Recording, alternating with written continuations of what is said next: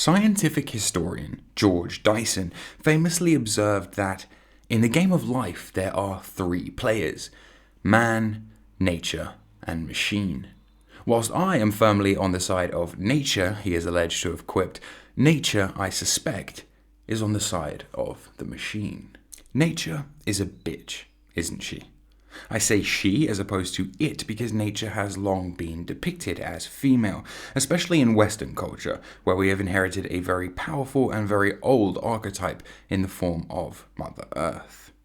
In ancient Greek mythology, the goddess Gaia was said to be the daughter of chaos and the mother of all creation, worshipped for birthing into being the great titans of Uranus or space and Kronos or time.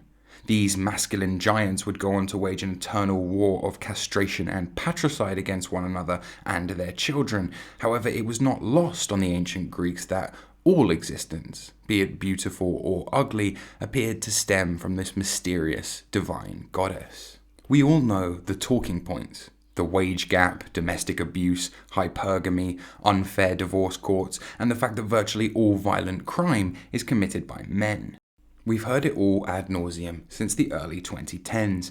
Oppressive gender roles, normative social constructs, and girls with blue hair mainstreaming mental delusion or squawking interminably about things that don't actually exist. While women wrestle with how one can be a girl boss whilst simultaneously wanting to ban the word bossy from the English language, men too spend hundreds of millions of dollars a year attempting to crack the code of the female. The girl will probably be in front of you at a time when you don't expect it. The cock blocker we gotta watch out for is ourselves. Ultimately, we think it's the girls, we think it's the time, we think it's us, we think it's that. It's one thing. It's what we think. Every hot girl that you see at some point was a little baby wearing diapers, and at some point will be an elder woman. Our assignment is between trad-larping incels, pickup artist fuckboys, and men going their own way, many of today's Western masculine subcultures appear to be in a constant state of reactionary pushback against what they see as the gynocentrism of the modern era. It seems, at least for the time being, that girls truly are in charge. But is it possible that humans could ever tip the scale and become a completely matriarchal species? Has it perhaps already happened? And what does it mean for us and our future? Matriarchal hierarchies are often a common and effective evolutionary strategy in the animal kingdom, but they are rarely, if ever, observed in mammalian life in the same way as they occur in certain species of lizards and fish. Check out how this seahorse, for example, carries his offspring in a pouch until they are ready to gestate. What a cuck, lol. Like human males, male clownfish can turn into female clownfish under certain circumstances. Unlike humans, however, this change is actually biological. Even though trans activists claim the clownfish's ability to change sex is evidence of how human sexuality and gender are a continuum as opposed to a binary, the human being is yet to perfect the clownfish's gender-bending abilities. The closest mammal that I could find which exhibits unorthodox gender behavior is the female hyena, who has an elongated clitoris that has been termed a pseudo-penis by biologists because it looks indistinguishable from a genitalia of a male hyena when erect.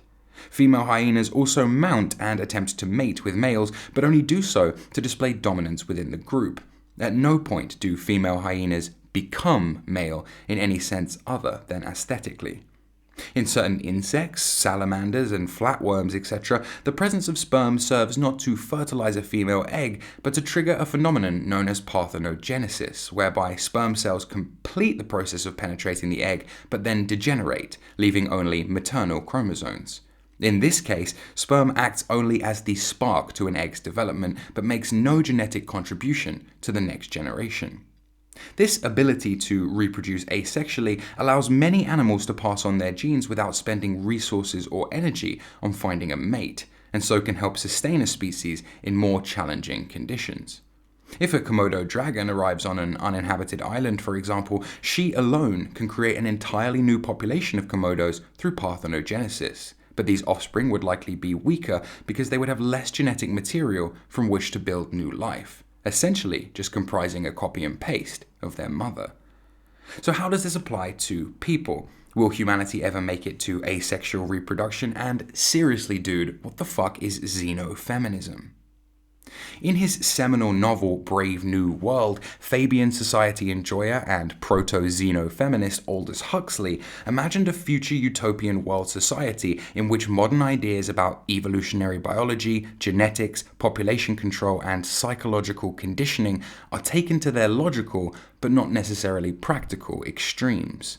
In his book, a tyrannical world government has seized control over human reproduction, which takes place in labs, and many female fetuses are sterilized at birth. The Malthusian belt, a device containing hormone regulation contraceptives, is placed on women during adolescence to avoid pregnancy. In sexual relations, men and women are equally promiscuous and equally free to initiate sexual contact. The world state assigns every citizen a caste and social function before birth, encourages its citizens to use drugs regularly and to seek instant sexual gratification, and conditions them through hypnosis to have no identity save that of the world state. A parody when it was written, the book reads more like a prophecy today. But we are still a long way from the outwardly utopian, secretly dystopian world of Huxley's prediction. In Brave New World, after all, men are still men and women are still women, with there appearing to be little friction between the genders or any need for modern polarized identity politics. Whilst Huxley may have foresaw that the majority of Western women today still would not identify as feminists, what Huxley may not have foreseen is the vast number of modern feminists today who are choosing not to identify as women. Their male counterparts, too, continue to feel the full force of their own gender identity crisis, marked, as we all know, by a sharp decline in testosterone and an even steeper hike in suicide rates. But as women begin to replace men in their traditional roles across society, robots are quietly creeping in to replace women.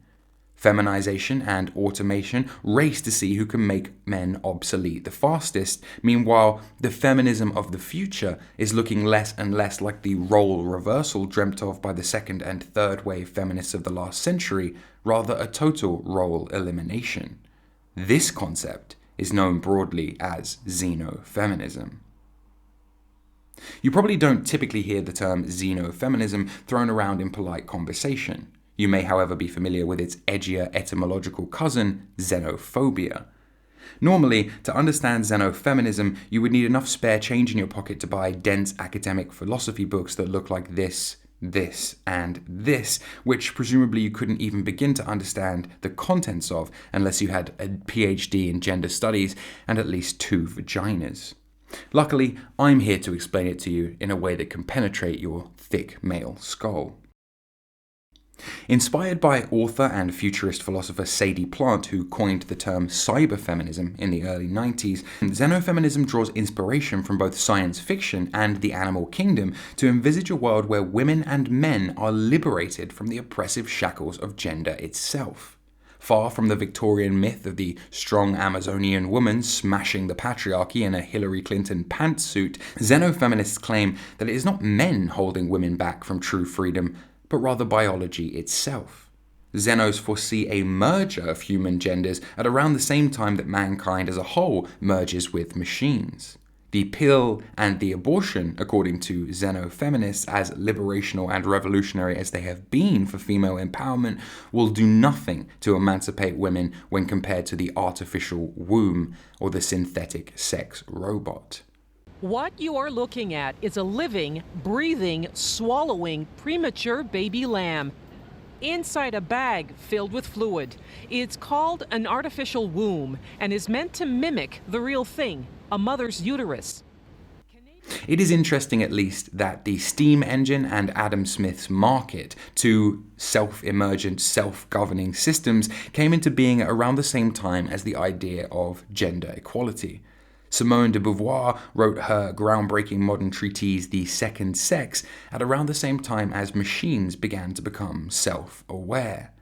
The so-called white goods, such as the refrigerator, dishwasher, etc., popularized in the 1950s, brought women enough free time to engage in the socio-sexual revolution of the 1960s. Maybe Dyson had it wrong.